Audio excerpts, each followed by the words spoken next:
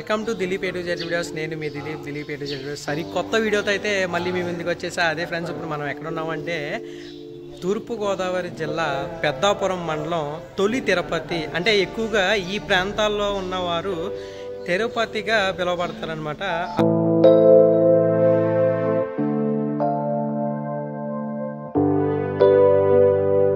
శృంగార వల్లభ స్వామివారి దేవాలయంకి అయితే మనం వచ్చామన్నమాట. ఆ దేవాలయం అనేది ఎలాగుంది ఏంటి అనేది మీకు లోపలికి వెళ్ళి పర్మిషన్ అడిగి మరీ వీడియో తీసి మీకు చూపించడానికి అయితే ప్రయత్నం చేస్తాను అనమాట.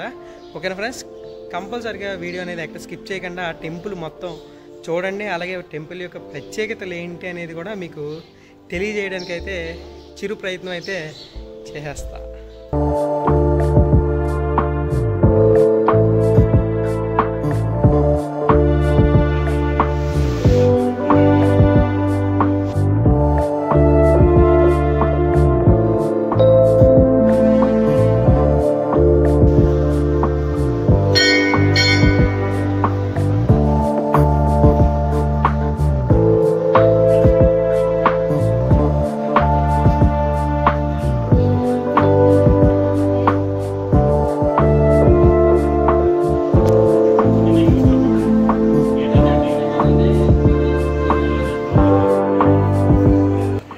శృంగార వెంకటేశ్వర స్వామివారి దేవాలయం. యాక్చువల్గా అయితే ఈ గుడిలో మనం ఎటువంటి ఫోటోలు వీడియోలు అయితే తీయరాదు.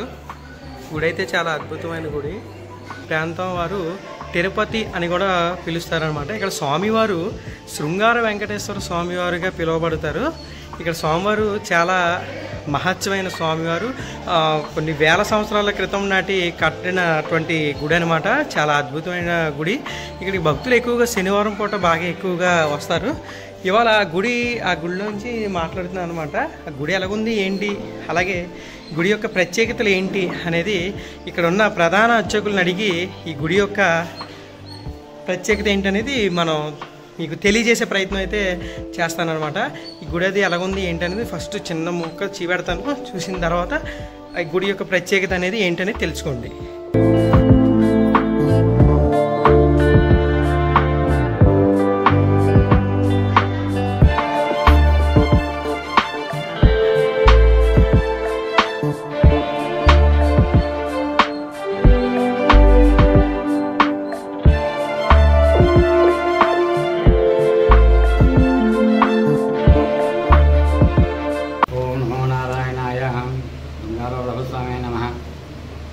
తూర్పుగోదావరి జిల్లా పెద్దాపురం మండలంలో వేయించేసుకున్న శృంగారంలో జలాడి తిరుపతి గ్రామాన్ని తిరుగుతా అంటారు. ఆ గ్రామంలో శ్రీభూ శృంగార స్వామి ప్రతిష్ఠ ఉన్నారు. దీని చరిత్ర ఏమిటంటే ఉత్తర భాగవతం చరిత్ర ఇక్కడ రాయబడిందని చెప్తుంటారు. ఉత్తానుభవాదికి ఇద్దరు భార్యలు సునీత సులిచి అని. రెండో భార్య మీద అవమానం కొద్ది రెండో భార్య కొడుకు తొడని కూర్చోబెట్టుకుంటే పెద్ద భార్య ధ్రువుడు పూజన ప్రయత్నం చేస్తే నీకు అర్హత లేదు, నా కడుపును పుట్టి ఉంటే అర్హత ఉండేదని తల్లిదండ్రులు బలవంతంగా దింపేస్తుంది. ఏడుస్తూ తల్లిదండ్రుల విషయం చెప్తాడు. తల్లి నాయన విష్ణుమూర్తి కోసం తప్పచేయి ఆయన న్యాయం చేస్తాడు సలహా ఇస్తుంది. ఆ పొగాడు నడుచుకుంటూ వచ్చి ఇక్కడ ఉన్నటువంటి సాండిమాముని ఆశ్రమం దగ్గర ఆగుతాడు.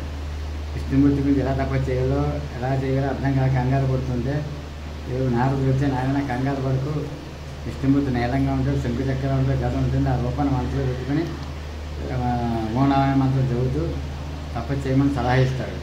5 సంవత్సరాల పిల్లాడు తోడాడు ఒంటికాల నుంచి ఆహారం తీసుకోకుండా ఓనామయ మంత్రం చెప్తూ అదే రూపాన్ని మనసులో పెట్టుకుని తపస్సు చేసుకుని సంతోషపడి విష్ణుమూర్తి సంవత్సర రూపాయలు సాక్షాత్కరిస్తారండి.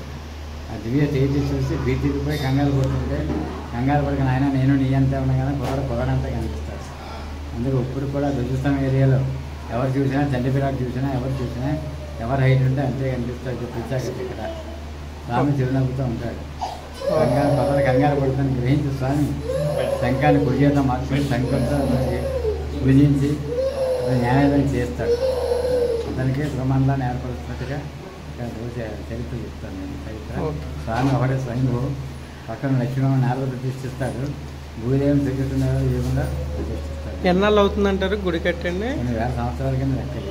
ఓకే, చరిత్ర అనేది మనం క్యాల్కులేట్ చేయలేము. అదేనండి. రుణచరిత్ర అంటే సత్యవతి అవ్వచ్చు, ఏం కూడా అవ్వచ్చు. స్వామి యొక్క మీ పేరండి? పురుషోత్తమ, పెద్దని పురుషోత్తమ. ఓకే అండి. చూసామనండి అంటే అది ఎన్ని తరాల నుంచి చేస్తున్నారండి ఇక్కడ మీరు? 2000 సంవత్సరాల నుంచి మీరండి, మీ వంశం? అదే వంశపారంపర్యంగా అంటే ఇక్కడ 100 సంవత్సరాల నుంచి చేస్తారు. అదే. ఓకే గురువు. ఇక్కడ చైతన్య ఏకాశనాడు ఇక్కడ స్వామివారి కళ్యాణం జరుగుతుంటుంది. అద్భుతంగా. మాలాగా ముక్కోడి కూడా ఘనంగా జరుగుతుంటుంది ఇక్కడ. ప్రతి శనివారం వేలాది మంది భక్తులు వస్తూ ఉంటారు. వడ్డన బాయ్ అంటారు. వడ్డన బాయ్ అని నది ఉంది. ఆ నూతిలో పిల్లలు పొట్టలేని వాడు ఎవరు ఉంటే ఆ నీళ్ళు జరుపుకొని పుత్ర సంతానం కల్పించిన ప్రార్థిస్తూ స్వామి వాళ్ళకి పుత్ర సంతానం వెంటనే తెలుస్తున్నట్టుగా మనకి నమ్మకం జరుగుతుంది. అలా చాలా మంది వస్తూ ఉంటారు. ఓకే. పుత్ర సంతానం తెలుస్తున్నారు. ఎక్కువ ఈ గుడికి ఎక్కువగా భక్తులు ఏ రోజులు ఎక్కువ వస్తారండి? శనివారం ఎక్కువగా వస్తారండి. శనివారం ఎక్కువ వస్తారండి. శనివారం ఆదివారం కూడా బాగానే ఉంటారు. అన్నదానం శనివారం ప్రతి రోజు ప్రతి శనివారం అన్నదానం జరుగుతుంది. అన్న సంతర్పణ అన్నదానం చేస్తున్నారు. ఇప్పుడు ఎండోమెంట్కి ఉన్న టెంపుల్ అండి ఇది? అన్నదానం డిపార్ట్మెంట్ వారు చేస్తుంటారు. ఓకే. స్వామివారి సన్నిధిలో బొటన బావి యొక్క చరిత్ర ఏంటనేది మనం ఈ వీడియోలో తెలుసుకుందాము. శృంగార వల్లభ స్వామివారి దేవస్థానము, తిరుపతి పెద్దపురం మండలం. స్వామివారి నాభి నుండి ఉద్భవించిన మహిమాన్విత బొట్టన బావి సంతానం లేని దంపతులకు ఆలయం వద్ద నీటితో స్నానం చేసిన సంతాన ప్రాప్తి లభిస్తుంది. విద్య, ఉద్యోగము, వివాహము వంటి భక్తుల కోరికలకు నెరవేరుతాయి. తొలి తిరుపతి. సంతానం లేని వారికి ఈ బావిలో స్నానం చేయడం, ఈ నీళ్ళతో స్నానం చేస్తే సంతాన ప్రాప్తి కలుగుతుంది. ఈ బావి యొక్క పేరు ఏంటంటే బొటన బావి అని చెప్పేసి అంటారు. పురాతనమైన శృంగార వెంకటేశ్వర స్వామివారి దేవాలయము, స్వామివారి ఆలయం అండి.